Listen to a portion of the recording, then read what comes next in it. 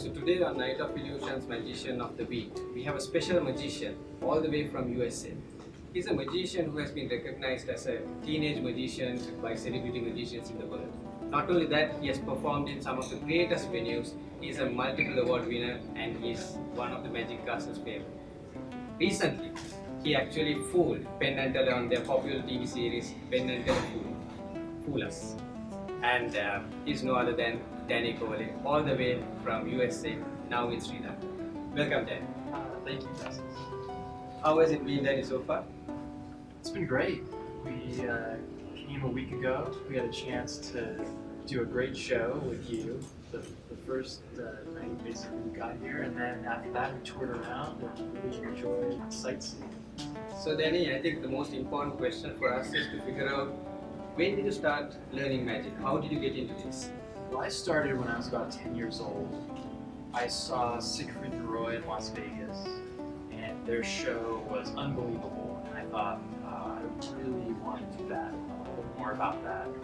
And then sometime after that, I drove by with my dad. We drove by a magic shop, and I went in and just fell in love. And so ever since then, I've just studied magic. I really got into the books and that side of magic more than the tricks. I mean, they're filled with tricks, obviously, but I loved reading. I loved the academic side of it. I think this is a continuous thing that we've been talking in our program, that most of the creative brains in the world had no internet to start with. So they started with books and they started from the basics. So from there to now, your journey has been amazing. And I think when you were recognized by one particular celebrity magician, that was probably a turning milestone in your life, probably turning point. Can you just tell us that story? What happened? Yeah, when I was a teenager, I started entering magic competitions because that was one way to showcase what I was doing. And one of those contests was sponsored by Lance Burton in Las Vegas. He's obviously everyone's influence and such a great magician. So his contest was particularly important. And after performing in that contest, I got a phone call, and this was before the internet, as we were talking about, and I got a phone call, and the gentleman on the line said, "Hi, this is Lance Burton." I didn't believe it, because why would Lance Burton be calling me? But after seeing me in the contest, he invited me to be a guest on his television special. That was his second network television special, and everyone was watching that. All the magicians watched it.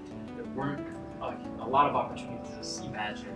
So that was a real breakthrough for me, because after that I started getting invited to a lot of different events. How old were you then? I was 17 years old. And I will say that the reason that I got invited was because I was trying to do unique magic. And that's what stood out to Lance, I think. I did win that contest, and that's what helped me win the contest. Was I always tried to just do magic that people didn't know, so they were surprised, and there was the unexpected. And from that contest to now, has there been anything you've been still performing since then, or have you changed everything? No, it's a lot of the same tricks. Either they're expanded or contracted, but if you watch that act I did with Lance, it's a lot of the same stuff. It's really the audiences change, and the magic often stays the same. I don't tear through magic very quickly. I take a long time to develop each trick, and then over the years hone it, and then stay with the same tricks for a long time. I think two of your greatest achievement is around the Magic Castle. Could you tell us about that? What did you win and how did you get it? Yeah. Well, the Magic Castle was where I grew up learning magic, so it was always a very important place for me. And I was extremely lucky to live close to it, because this was before the internet, so great magicians would come through and perform so I could watch them, and that's really the best way to learn, is to watch a lot of magic. And so I was part of their junior program from the time I was 13 until I was 21. And then after I graduated, I continued to perform there as a regular performer. In 2004 and 2005, they awarded me Stage Magician of the Year, and that was one of my biggest honors, because I grew up there, the stage magicians who had won that before were huge influences on me. And so to be part of that lineage and to be honored in that way was really one of my biggest achievements. And I think I'm still the youngest person to ever have won that, so it is really like a point of pride for me. Definitely, because for those of you who don't know, some of the past winners have been people like David Copperfield, Lance Burton himself, some of the best magicians you ever know. So for Danny to win it at the age of a very young age and to hold that record today, that's definitely a brilliant achievement. So Danny, since then, I think you've been traveling the world, you've been creating new pieces of magic, and as I said, you fooled Penn Teller recently. Not that you fooled them very well. Even after today, are they still fooled, or now do they know how it does that? I let them see how it works. Oh, you let them see how it So works. I think they know now. So that means they were not able to figure it out for a long time. Probably. Yeah, I think they were surprised. The method is not new, but it was presented in a new kind of way, and the trick felt different, I think. And so, because they were just different elements put together in kind of a new way, and that's always what I've done. Just tried to take old ideas, combine them with new technology, and find like something that feels fresh. But I'm still building on the shoulders of the giants before me.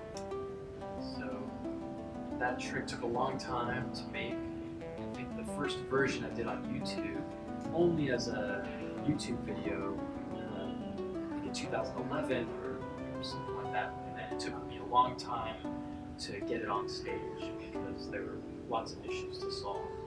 But I felt like after doing it on YouTube, the response was good, and so I felt motivated to actually build it.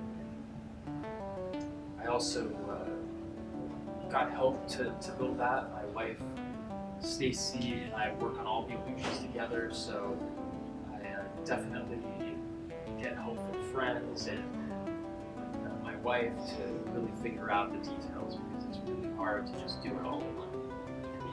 And before I even go into Stacy, we need to talk about her as well. Like did your life change after Penn Teller Fool Us? How was the experience? What was the exposure you got? Yeah, I mean it's a whole different world now because now it seems like online is where the audience is. So I felt like it was, it's really cool to see the views and the numbers go up and people watching it and commenting on it. And yeah, it's really exciting. And I think you recently returned after performing with them on stage at Las Vegas. Yeah. How was that? I was really impressed with how they run their show. So they have amazing crew who treated me with respect and care.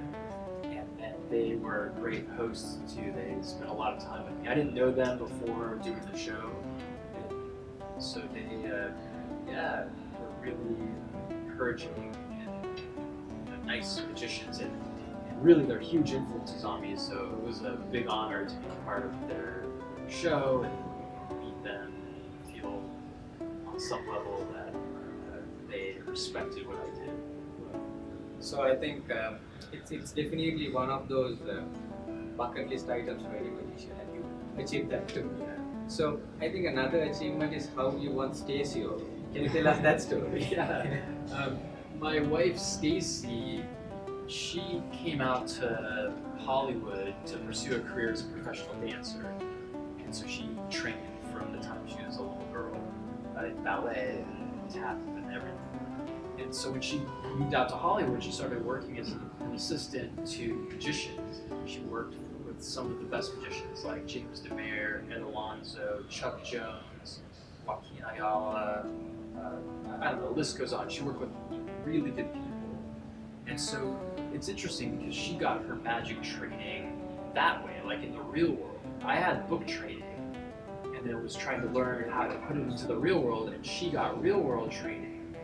And so now when we work on projects together, she comes at it from a unique perspective, much different from my perspective. And so we make a really good team. I feel like she's a really smart magician.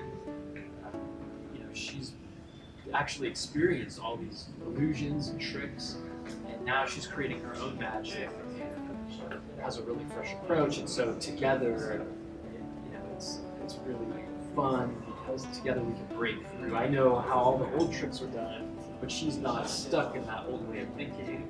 So she, comes up with new ideas and questions what I take for granted, like, you have to do the salt trick, the salt pour with salt. Well, she's not stuck thinking that way, so she wouldn't think you have to do it with salt or something like that, as an example. So it's neat to be challenged by that. I think it's always a good perspective to get someone with another discipline. And I think Stacey comes from a dance discipline, and as you said, she has worked with real life musicians before, and she would have seen many things. So it's definitely, I think, part of your success, I would say, comes from Stacey's success, also seeing it from a different angle, and you're blessed in that sense. And I think now Stacey shares the stage with you also with some of her tricks, right? Yeah, she's developing her own tricks, and we work on them together, but really it's her vision driving it, and even every part, So it's really fun to do that too. And I think it's nice to have a team working on the tricks, because each person brings a perspective and each person represents some portion of the audience. So if everyone, or at least the majority of the people, are excited about a certain direction, it probably will also excite the audience. So I think I have a very important question, and I'm asking you this particularly because you create your own stuff. You're a unique musician in your way. How do you see someone taking your effect and performing it probably without your permission? How do you feel about it? Yeah, that happens. It doesn't. I don't like it. It really hurts to see that happen. There's a difference between being inspired and influenced by someone and then kind of going in a new direction versus, taking something without asking. I think, there's been effects that I really liked that I've asked permission to do from other magicians, and they've said yes, and so I felt like, okay, I can do that. For example, with my CD manipulation routine, Christopher Hart did a music sheet, torn and restored routine, and as he tore the sheet of music, it affected how the music played. And so I asked Christopher if he would be okay with me doing my CD act, where when the CDs appeared, different tracks of music layered on top of each other, and said yes, that would be fine. He didn't feel like that was a conflict, and I was very happy to ask. But I've also asked other magicians, I like your particular trick. There's a card trick that Max Maven does where he keeps one hand in the pocket the whole time, and it's a one-handed card trick. And then at the end, the card appears in the hand that was in the pocket the whole time. And I asked him for permission to do that, and he said no. And I totally respected that. So when we ask for permission, we also have to be ready for the response of no. But I think it's really important to respect the work of the people that are creating things, because it's heartbreaking to see other people just take it, because first of all, it's like they don't appreciate how much work went into it, because things that often seem simple took a long time to become simple. And I think really it's a disservice to themselves to take it, because what makes each magician stand out is being unique and doing their own tricks and having a voice that no one else has. And so taking the tricks, you can only get so far, but if you are willing to spend the time to develop your own unique direction, then no one can copy that, and it will lead to the most success. I think this is something we've been getting over and over from celebrity magicians. Sevi had a similar view when he was interviewed, because I do understand what you say, because you put so much of time and effort and thought, a lot of research, a lot of investment to come up with something new. And for someone to copy that, it's very easy. But sometimes they might not know the minor details of why you're doing certain particular things. And by them just copying it, also they could damage the effect. Yeah. So nevertheless, I think it's an important point. You need to seek permission if you're taking an idea. And obviously, they would help you if they think that you could handle it. There would be instances that these magicians may say yes, and as Danny said, they may say no. And that has to be taken in a good heart, because the no might be for a particular reason itself. But I think it's an important point for all our magicians to seek permission and get advice. If you're trying to take a piece of magic, just don't take it, because it's as much as robbing something. Yeah, and really, none of us should take other people's tricks just because, for our own selfish reasons. It is the best for each individual performer to do their own unique thing. I mean, if we think of who the most famous singers are, they're all singing their own songs that no one else sings. When someone sings other people's songs, they can only get to a certain level. Maybe they can have a good career if they're a really good singer, but they're never going to be at the top. And I think it's the same in magic. Magicians have to do their own tricks if they really want to get to the highest level of entertainment. And Danny, a week ago, you were part of Night of Illusions. You witnessed the Sri Lankan audience. You performed with us in Sri Lanka. How was that experience for you? It was great. I mean, it was a really well organized event, and it was my first time performing in Sri Lanka, and I didn't know how the audience would be. They were fantastic, really kind. So I'm gonna remember that show as being a really enjoyable experience. It was great to work with you, and I thank you for inviting me. Thank you for accepting the invitation and coming all the way from USA. It's a long travel, and nevertheless performing illusions, because getting a magician to perform illusions in Sri Lanka is not easy thing, because you have to bring in a lot of setup, a lot of practice, and a lot of things goes into it, though you might not see that.